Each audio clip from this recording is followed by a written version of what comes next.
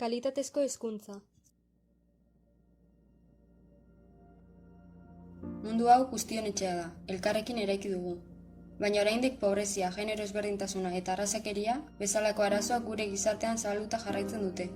Gainera planetaren baliabideak agortzen ari dira gizakiaren erruz. Guzti honi aurre egiteko 2015ean Nazio Batuen Erakundeak Garapen Iraunkorrerako 2030 agenda sortu zuen.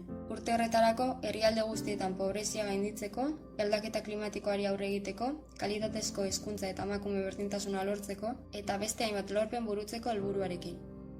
Hezkuntza garapen iraunkorrerako hainbat helburu lortzeko gakoa da, eta kontuan izan behar da gaur egun iraultza bat bizitzen ari garela, boligrafo eta liburuetatik mundu digitalera igaroz.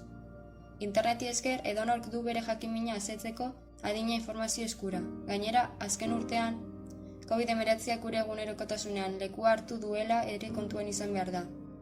Herrialde guztietako eskolak ixtera behartu zaldi baterako. Munduko ikasleen 91%ari baino gehiagori eragin aldaketak.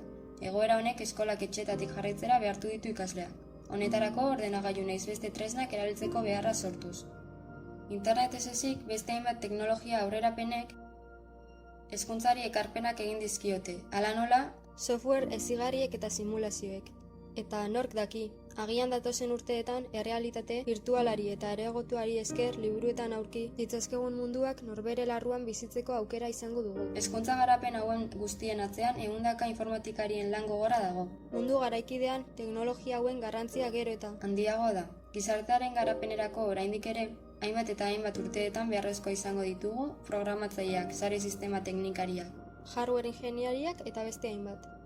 Gure planetaren egoera hobetzeko beharrezkoak ditugu informatikan adituak. Eta zuk, ez duzu honen parte izan nahi?